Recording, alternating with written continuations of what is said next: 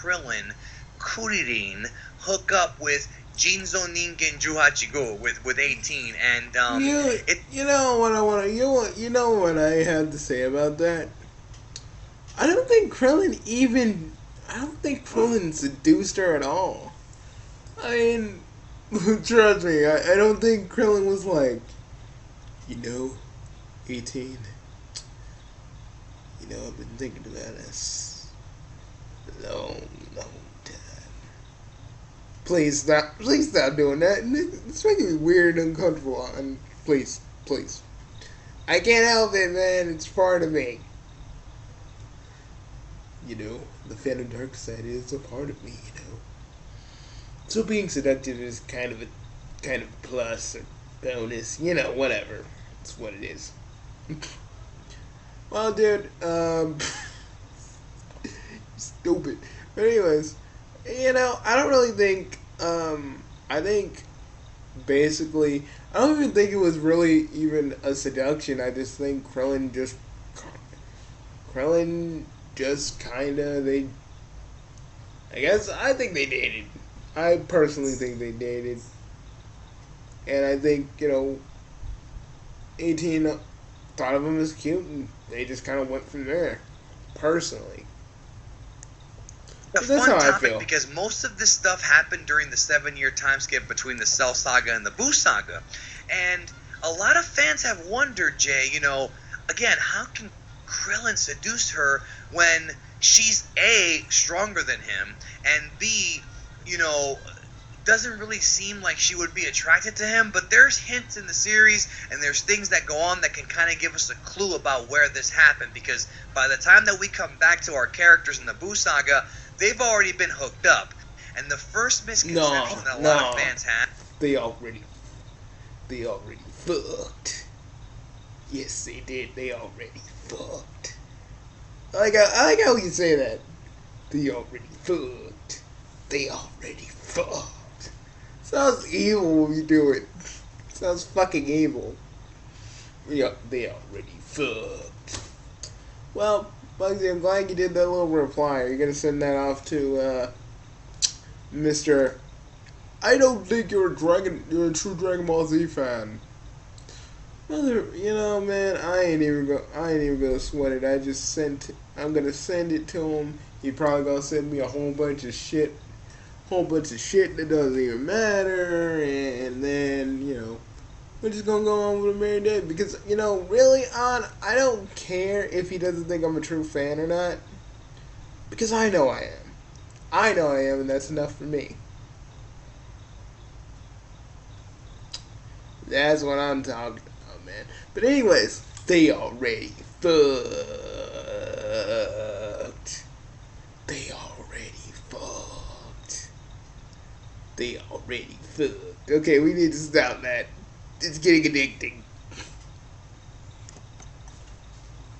They already don't know. which I want to really Can't dig do into it. right now, is the fact that 18, some people feel, is out of Krillin's league. But if you, in my experience, my friend, if you have the confidence, if you can trigger what a woman wants, if you can trigger her desires, if you can trigger, you know, her needs, her primal needs, even though she's half robot or whatever, half mechanical, she's still a female, and I think Krillin did this. Krillin already had the hints there. 18 kissed him on the cheek, and that could have just been a friendly kiss, but for me, if a girl kisses me on the cheek as a how's it going? Now, I'm what gonna if see a that girl as kisses you on the cheek after literally kicking the ass of all your friends? Then what do you do?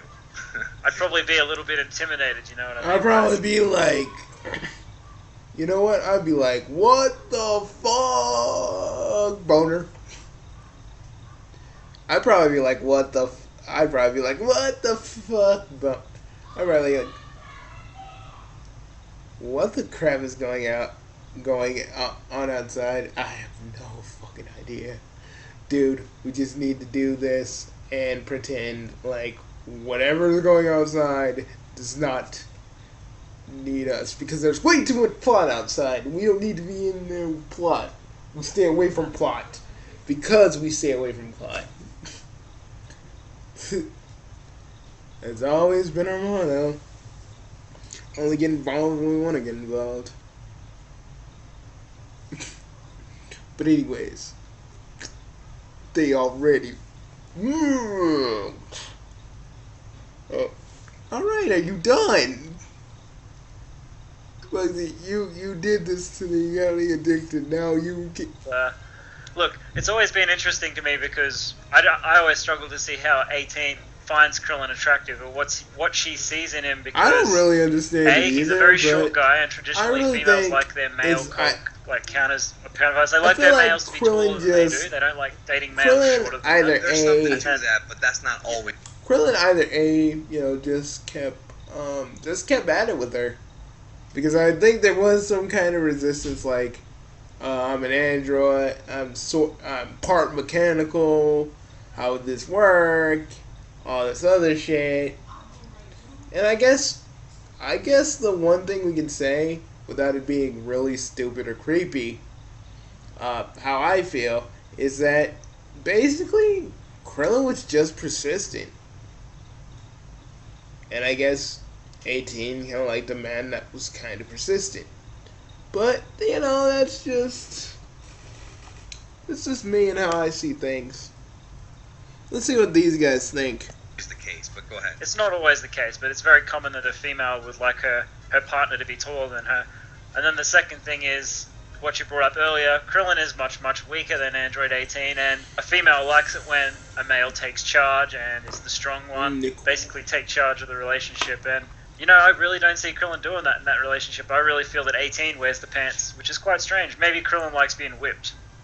And that is a possibility, without Yeah. question. Now, I think, because the relationship, especially with what happened in the events of Resurrection F, which I'm not going to talk about here, it's really actually a very small scene. It's not a big scene. Even if I spoiled it, it wouldn't really be a big deal to a lot of people, but I just don't want to talk about it here. I want to go and I see do think it. that their We'll relationship, see it soon. based on the way they interact with each other during the Boo saga, I do think that it's actually a pretty good relationship. And here's the way I saw it is that even though Krillin is physically weaker than 18 and short, the thing about Kudidin is that he's not an ugly guy, and obviously the creators of the show kind of recognize that the guy does have some game. Without question, he has some game. And the thing about Well, he was able to get Marin, and she's kind of a. Okay, we could just say this. We both think Marin is a slut, because think about that for a minute. Every dude she either knows or just goes with. Me and Bugsy really do think that Marin is a slut. Seriously, and we know it's a filler episode. We know it's, most of that stuff that happened was filler, but we don't fucking care. She's a freaking, we do think she's a slut. Because we think everybody in the Dragon Ball Z universe probably did something to her a guy at some who point can kind of really with their wang. Can kind of attract women just because they're so genuine. And that's the thing about Krillin that we've kind of known from the beginning, is that he's a really genuine guy. So when we really examine 18 and we examine her history, especially with the recent information we've gotten from Toriyama about how Dr. Garo pretty much got her when she was, her real name is Lazuli, and she was a human, and Dr. Garo found her and kind of implanted, mechanical enhancements inside of her and whatnot. This woman, 18, when we really think about it, she was kind of kidnapped at a young age. She didn't go through her development that normal people go through. So when she met Krillin, I feel like Krillin was the first guy to actually show her that he cared for her. I think that she found him attractive because she kissed him, but she probably knew that whatever, this guy's like whatever, she just did it to mess around. But I think that when she kissed him, it triggered Krillin to kind of have a crush on her. He destroyed the remote, which was that was the first act of him showing affection for her. And the second one was removing the mechanical explosion bomb inside of her. So I think that's what began kind of 18 understanding that she is True. capable of being loved, even though she is a tough chick on the outside. On the inside, she's still a woman. Me and Bugsy would have just went like me and Bugsy would have just pulled a Bugs Bunny and just said, "So what if she's mechanical? I'm gonna have a hell of a time enjoying myself." See you guys. I'd be like, "See you guys later." Tell me we wouldn't do that. Tell me we wouldn't do that, Bugsy. Tell me. They really look me in my non-pupilless eyes. You know what? I've always wondered that. How can you see? You know, I don't even fucking know, really. But I can see perfectly fine. Well, besides, my other form, it just, fucking doesn't matter. Because I actually do have pupils. This form, I don't fucking know. It's a miracle I can see in color. But, whatever, I don't fucking know. I thought, when I look at myself, it's kind of weird. I should, see you in, shades of yellow and shit. But, no.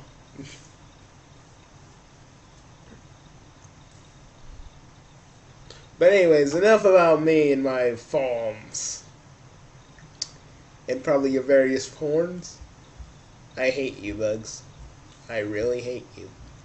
Love more than anything are affection and attention.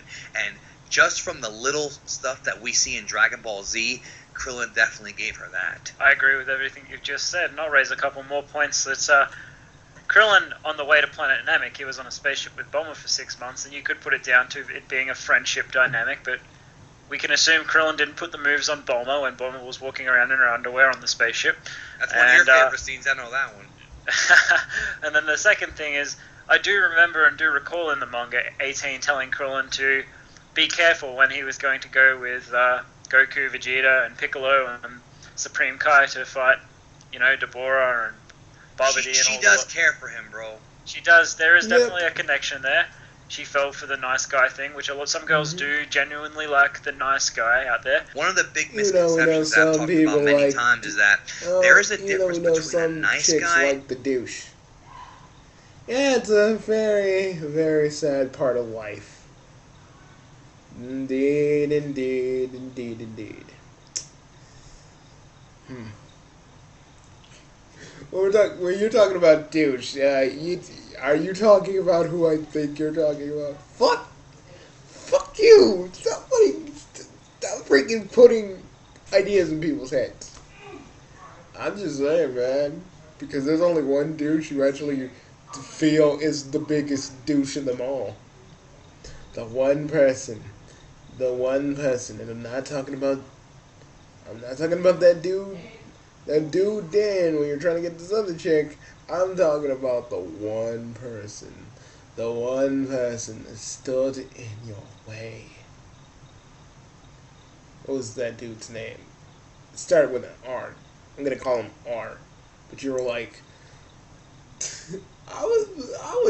yeah, man, I still never got over that, actually.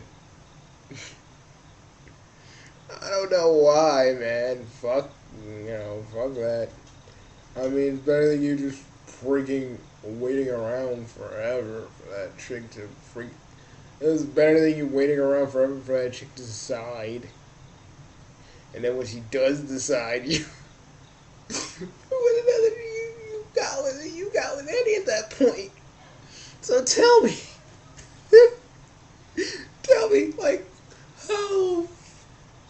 how loud did you say fuck?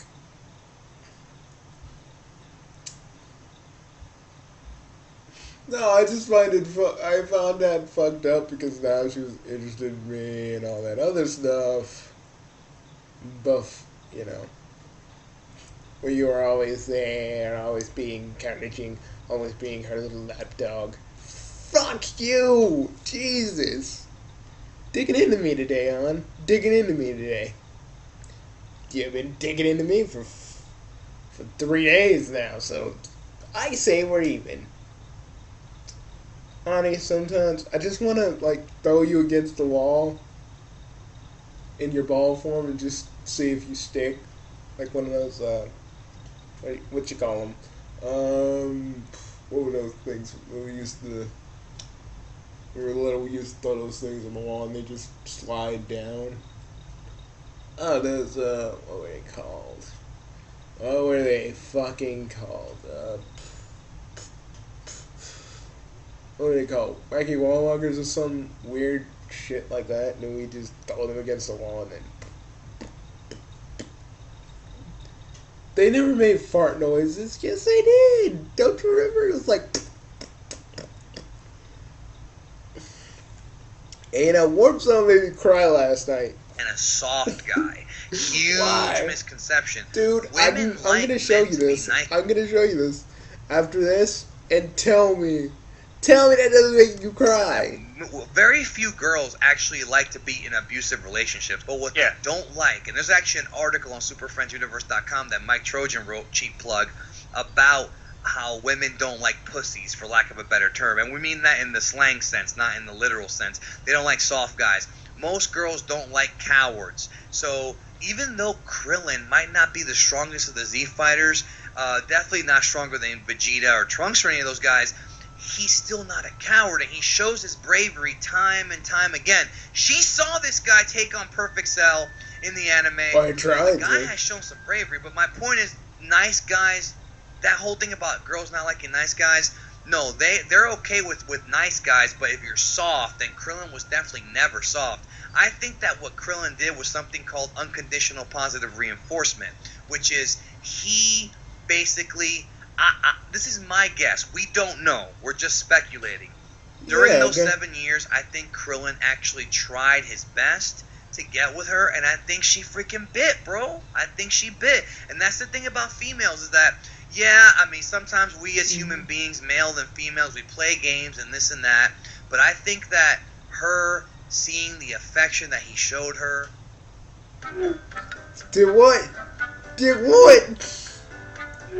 Did it rock her socks off? I think that did it make her panties wet? Seeing the affection that he showed her is kind of what kind of suckered, I don't want to say suckered her in, but I think she understood that this guy was genuine, that he was brave, and let's be real, bro, he turned her on. That turned her on. That stimulated her primal triggers. Yeah, I can agree with everything you just said. Some women like bad boys was more the point I'm getting at, and so some women won't always go for even the nice guys who have got balls. You know what I mean? Like, I consider myself as a person. We're not talking about me. We're talking about Dragon Ball mixed with females. But me as a person, I'm a nice guy, but at the same time, I'm no bitch either. So I think I can definitely see Krillin's dynamic there. You ain't either, and so I don't take shit. You don't take shit. Oh man, that is so true with me and you, though. That's why we got the chicks that love us for us. What about Coco? Bugsy, fuck her and her freaking control over my mind. All those years. I ain't even gonna go into that, man, but seriously? Seriously, though? If you want to be honest, I was a little bit... But while we're talking about this, I was a little bit mad, but fuck it, you know, like, you know, and what's done is done. And I'll be with the end of the good and the bad. And if Christina didn't want to see that, didn't understand what that was all about, oh well. Took her too long to figure it out anyway. Yeah, says the guy before all that would freaking go like, fuck you! Why do you even remember that? Why? Because you would always come, because back when I actually did have a house, you would always come over and be like, why did you pick me? Why? Yeah, you'd be on the table freaking crying and shit, and it would be horrible. You know, I'd always be like, there, Bugs. There, fucking there. There, on the pants. There. the fuck are you?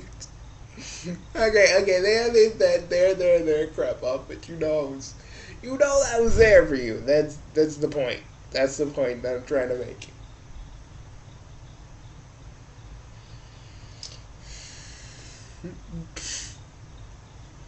But you did cry on my table. Did Coco did get the house though, didn't she? Yeah, she did. That fucking sucks. Could have had that house. It's a nice house. Yeah, it was. But hey, whatever. I'd rather be with someone that knows me in and out than someone that just likes what I became. You know what I mean? Life, bro, and that's why I think it's been such a successful series internationally. You know, when you really dig beneath the surface of Dragon Ball, and I would say a lot of my videos on my channel, you know, you have different people on YouTube with different kind of, you know, their niche, so to speak. Mine is kind of digging beneath the surface about what's actually going on, and you have two relationships. You know, you've got the Vegeta Bulma one, which is very much what you're talking about. She was turned on, obviously, by the fact that he was, you know, very similar trace to Krillin. He's very brave. Of course, Bulma was turned on by Vegeta. That's like not even an issue, man. We all know that. Yamcha, I'm sorry, Yamcha. You're an awesome character. To me, you're always gonna be pretty cool. You're always gonna be Yamcha the Desert Bandit to me. But you kind of were and kind of are a little bit kind of a bitch. You are kind of a bitch. Love you, man, but you are kind of a bitch. Seriously. No wonder why you suck now. Because you just don't fight anymore. Well, I think... didn't they fight Fugatsu no F? I mean, I saw that clip. Didn't he fight too? No, we're probably gonna have to wait until it comes out. We're just gonna go buy it and watch it. He's a little bit stubborn. He's very driven and very motivated. See, that's the thing. Guys, ambition, women love ambition because they know, this is where we're going to get deep here. They know that even if you're not where you want to be, you know you're going to get there. And in real life, you know, in our real world here on Earth, you know, it's financial stability, it's success at work, it's social success. In the Dragon Ball world, Vegeta wanted to transform into being a Super Saiyan, training his ass off, you know, because he saw Goku and Trunks do it. That turned Bulma on because, and he did it. He accomplished his goal. She knew he would. She knew that he would. But when you look at the 18 Krillin relationship, it's different because she fell for the fact that he was a nice guy. And I feel, and again, we don't really see this on camera, but I think this is what happens, implied by the way their relationship and their tone goes in the series, that he tried with her. He probably romanced her and it worked. And the lesson that Dragon Ball teaches us is that, you know, and I know some people listening to this might have relationship problems. We all go through it. We all go through it. Everybody has these problems. Everybody has, you know, crushes and heartbreak. But what Dragon Ball and the 18 example teaches, man, is that no woman is unreachable. Even if you're Krillin and your chick is kicking, literally breaking Vegeta's arm in front of you, she's still attainable. Yep, I can agree with everything you've just said. I didn't mind Vegeta getting his arm break. Even though Krillin didn't. Seriously. I mean, you gotta admit, guys, he was he was being a little cocky little shit, and that's what I kind of hate about Vegeta sometimes. He's just cocky. I mean, you need that cockiness, but sometimes, man, you gotta use the head. You gotta use your head. You can't just keep fighting people like, I can do it because I'm the prince of all the Saiyans and I'm the king of cockiness. You gotta always have a plan. And Vegeta didn't have a plan. He was just like, you know what, I'm gonna just beat the out of 18 because I am a Super Saiyan now. You know the funny thing? In Dragon Ball Z Abridged, what's funny about it? Where Vegeta's like, I want to be a Super Saiyan, I want to be a Super Saiyan, and beating the ground and shit. That's not too far off to what he was actually even doing. That wasn't too far off of what he was actually doing. Because it was just like, why? I mean, you know, abridged from the why. Seriously, to me, it's always going to be funny. To me, that's always going to be funny because yes, it took him to have a Prince-like temper tantrum in both versions for him to get it. Really have a lot to his name as far as we know, but that's definitely a dynamic there, I believe, behind 18's relationship with Krillin. I think 18 probably felt safe with Krillin. Would you agree with that? I think that she knew that even if he wasn't as strong as her, that she knew that he would always be there because he showed that affection. Because you have to understand the things that it's very deep, bro. The things that he did for this woman, he knew that she was potentially very dangerous and a threat to the Earth because of the warning that Trunks gave them. He knew that she had a bomb inside of her that could really screw up a lot of things, including kill Goku. At the time the remote control was created, they knew all this, and because he felt something, he felt that she was not as bad as Trunks had said because of the changes in the timeline, and he was right, bro. He gave her a real look as a person, and that's kind of what it is. Like, when you look at the Z Fighters and the androids, 17 and 18, they're just seen as enemies, objects, and villains. But when you really look at it, this timeline's version of 18 and 17 were not that bad. Case in point, they became good, and there's the evidence. And yeah, they probably became good because of circumstances that were beyond their control. But this woman has gone through her whole life not really knowing, not really having somebody care for her. She's just a machine. She's just, experiment. And they had a kid. kid. Thoughts on this? How do you think Krillin seduced her? Like I said, I think he just went very genuine with it. And sometimes that's what you have to do. There's all these charlatan books and these gimmicks, for lack of a better term. And we mean that. I want to know because this is like something that always kind of lingered in the back of my head.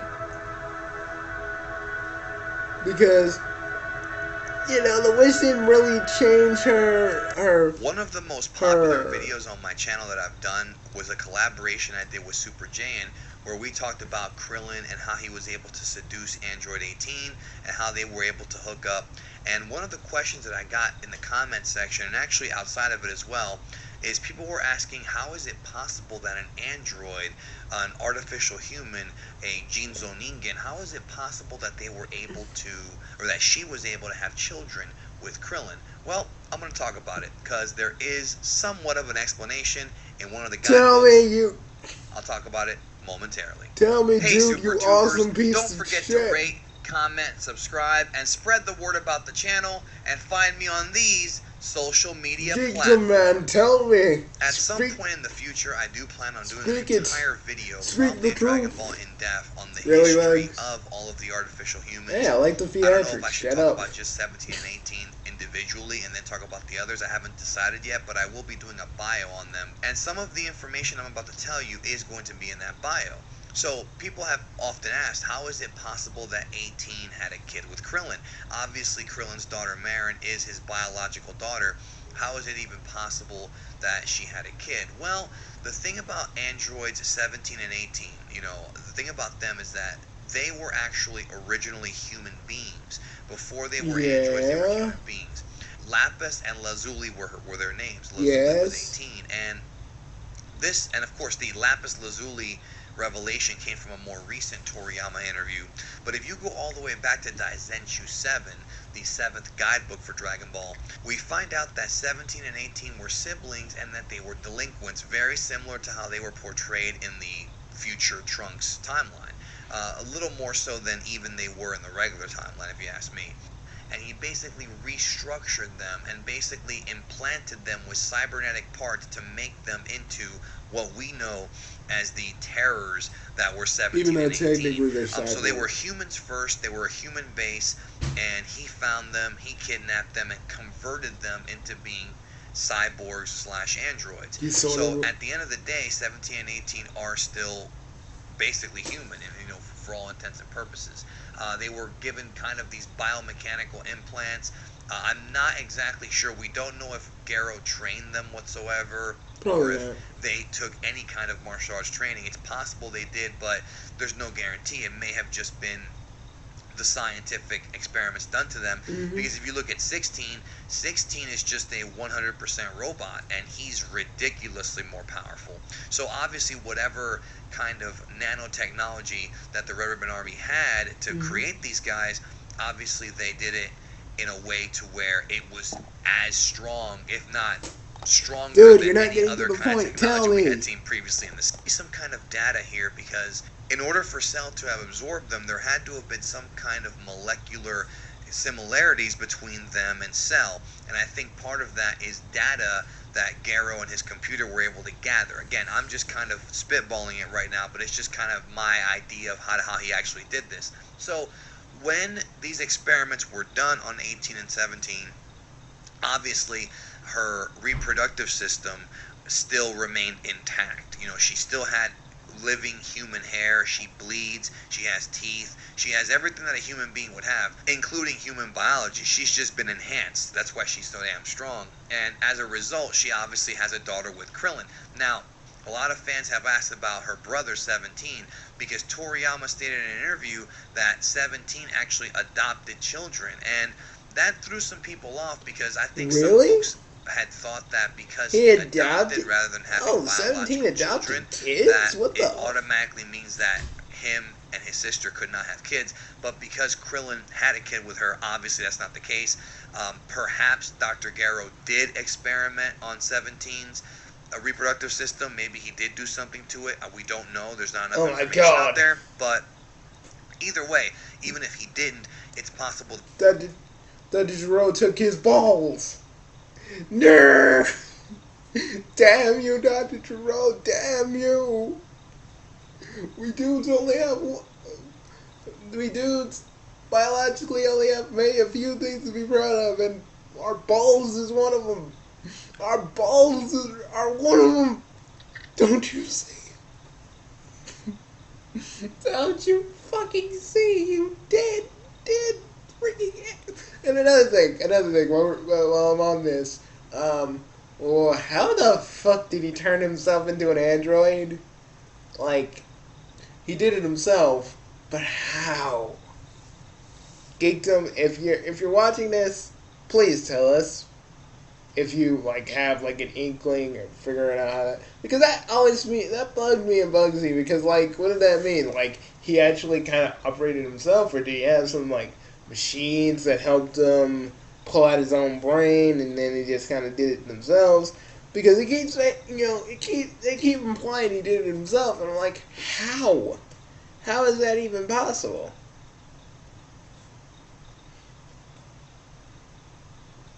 17 just chose to adopt. I mean, or maybe his wife was having issues having children. You don't know. I don't know if 17 even has one of any. the big semi-plot holes that I picked up on was that apparently in Daizenshuu 7, it's also stated that they don't need to eat, but they need to hydrate. I think that doesn't make any sense, because obviously if 18 was incubated with Marin in her stomach, or, in her womb, so to speak, A robotic for womb. 9 months, like a regular healthy child, 18 would have had to have eaten in order to keep Marin alive, because there's no evidence at all that Marin is nothing other than a human being who has to eat and drink. So that part right there, I really have trouble buying. I'm pretty sure that the androids eat just like anybody else does. I'm thinking what it is, guys, just based on the data that we have, is that they're humans with enhancements, therefore 18 can still have kids. So that about does it for this video. Well, I hope you enjoyed it. that's Leave a something I comment always below if you have wanted to your know. theory as to I how was this could have like, happened. That's I pretty thought much she what I got wasn't human from with the enhancements, but I thought Dr. guidebooks Gero and just kind of took it out of her. But when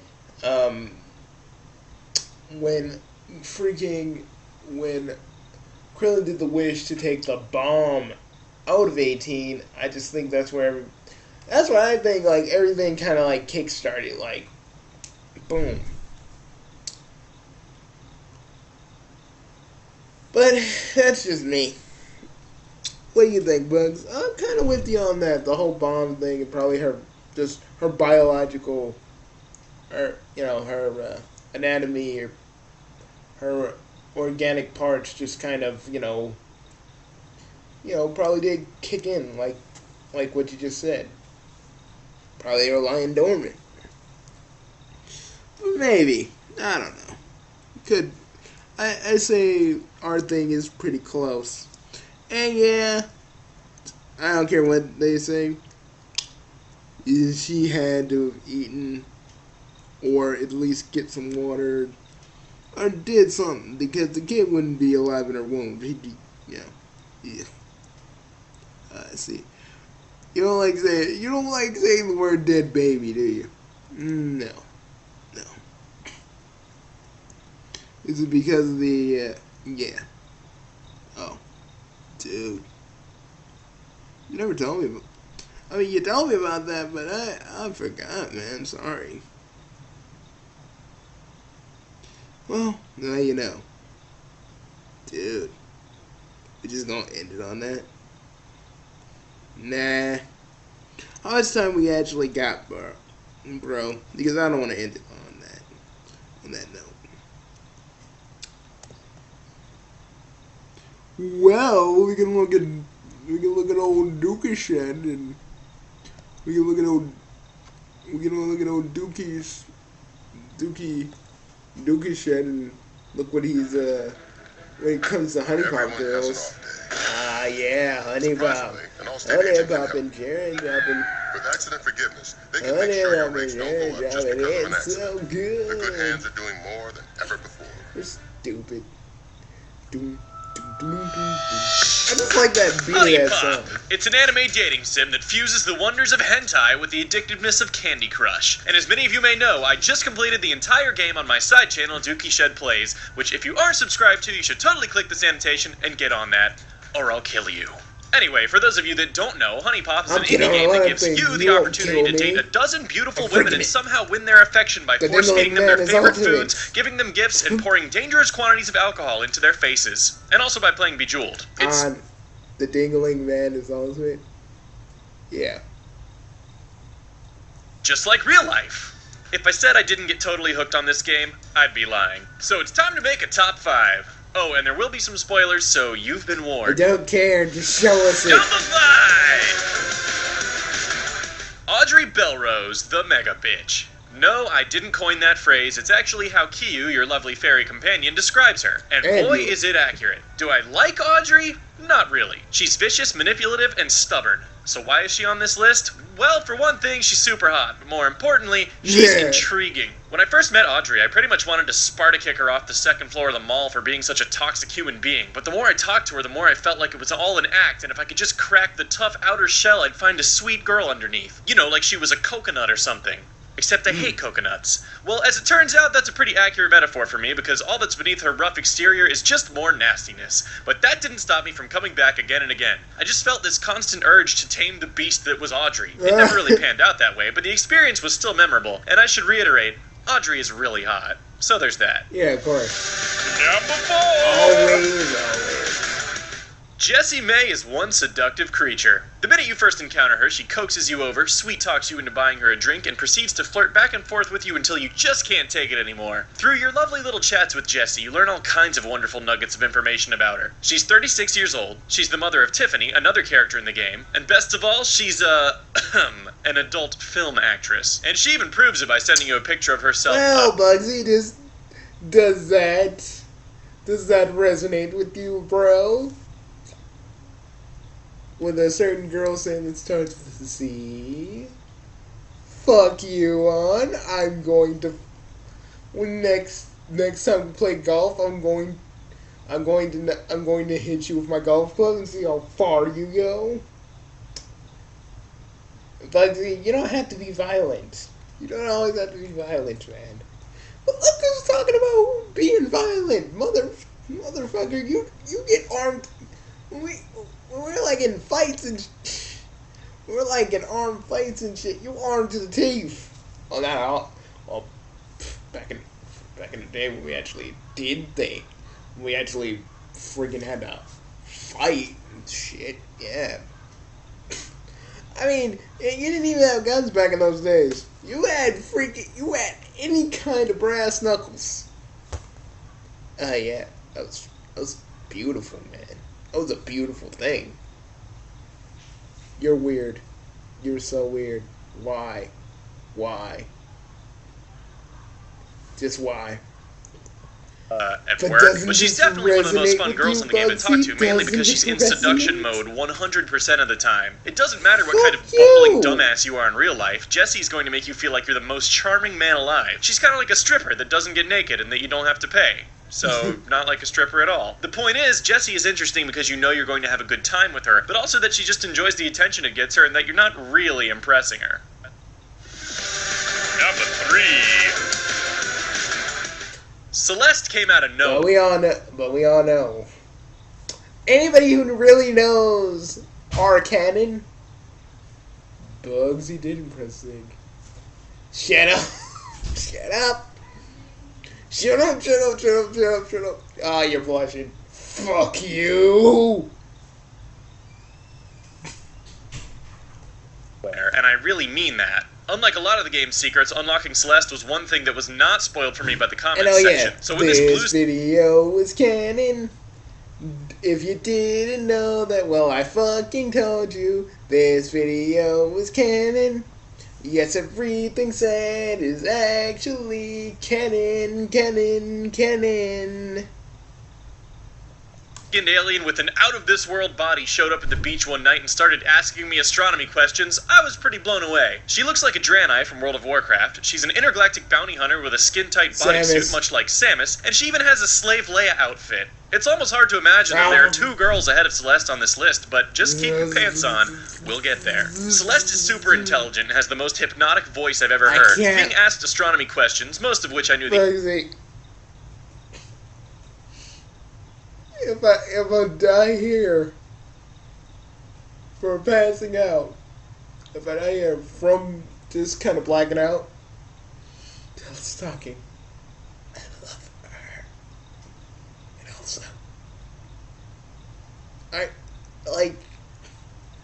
and again, how serious are you two anyway? I haven't asked. Why we gotta ask about that now, Bugsy? I mean, it's not really that important, and you normally don't, really don't give a shit. And I do give a shit when it's something dealing with me, you, Harima, or everybody else that is in our little group. I like to ask you things. And personally, I just want to know. I'll tell you later. Jeez, it's a little embarrassing. Oh, but it wasn't embarrassing for you to just go ahead and be like, oh, Bugsy was with Zig at one point. Just thought I'd put that out there. Bastard. The answer to was such a nice break from the asinine cat questions I was being bombarded with from Momo. I loved when the comments section was like, oh, when you don't know the answer to Momo's questions, they're stupid, but Celeste's questions are fine. Yes, that is correct. I don't see the issue here. Oh, and I should mention that Celeste's last name is Luvendas. Yeah, I am lovin' the ass. Thank you for asking. Number 2! Oh, God. Oh, Kiyu. None of this would have been possible without you. You gave us the honeybee, the single most powerful tool in girl stalking technology to ever exist. It was like a Pokedex, but for women. It could even order food, drinks, and gifts directly to the player at a moment's notice. Kiyu earned a spot on this list just for being our benevolent tour guide through this wonderful world, but she's in the number 2 spot because she joined in the fun herself. This wonderful world of porn. Like, see, one of these days, we're going to make that into a musical. No, we're not. You're stupid. That's never going to happen. And you're never going to have me sign off on it. Oh, Bugsy. There is one plot point I could possibly use. Fuck! No, you don't. No. I know where you're going with that. And I'm going to tell you now. Don't do it, and fuck you. We've been saying fuck an awful lot. What, normal... No, normally we say fuck like 20 times a day sometimes. What's wrong with saying fuck now? I don't know, man. It's like every time we say it, it loses a little bit of its power. What do you mean? No, like it loses a little bit of its power in in whatever video we're doing. Like if we use it too many times, it just doesn't feel like we're actually insulting each other, like, fuck you and fuck you, it feels like we're not using it.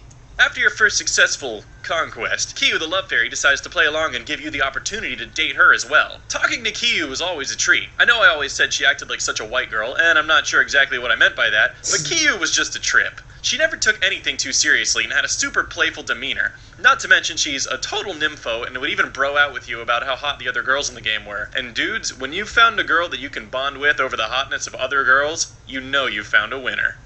Yeah. Number 1! Aiko Yumi. Never have I been so smitten by a video game character. It was love at first sight. I'll never forget the first thing I said to her. Look at this. Fuck these birds, am I right?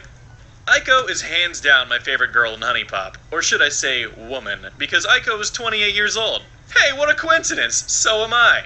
And as such, it always felt like I was talking to someone with the same emotional maturity as myself. She doesn't play games. She's super down to earth. She's not afraid to talk about adult topics like, you know... I got it bad. Bad, bad. I'm a teacher. Oh, God, honey. You really had to do that? Yep. Sex. And she's got a great sense of humor that's pretty perverted from time to time, and there's nothing wrong with that, folks. Aiko has the personality of an actual human being, and a human being that I would really enjoy hanging out with at that. And let's not fail to mention how ridiculously hot Aiko is. Oh, and the icing on the cake? The voice acting, especially during the final date. Yeah, you know what I'm talking about. Oh, she's amazing. Great date, mate. I rate 8 out of 8. Hey, thanks for watching my video on the top 5 Honey Pop girls. This one just kind of came... 10 out of 10 IGN. Even though it's not really a game, he's talking about it, but still. 10 out of 10 IGN. Best video ever. Had me on the edge of my seat and tickled my feet. What the fuck? I don't... Seriously, guys. That's why I love doing our... That's why me and Ani love doing these videos when it's just the two of us, because we're fucking random. But we're random in the point where you don't really know what we're going to say next.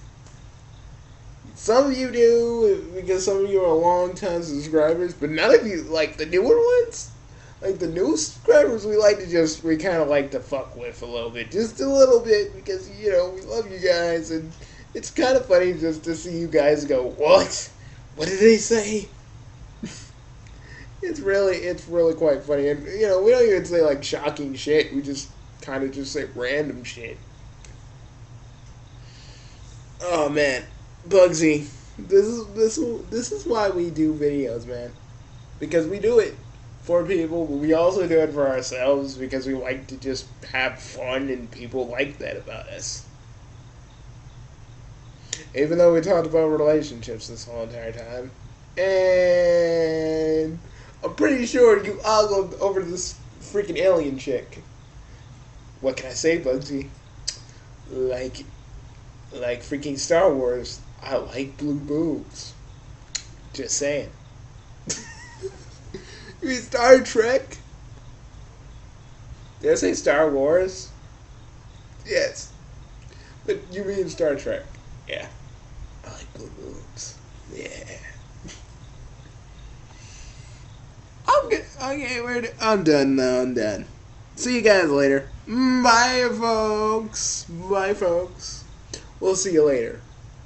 Bye, guys. Chaos, mischief, manage.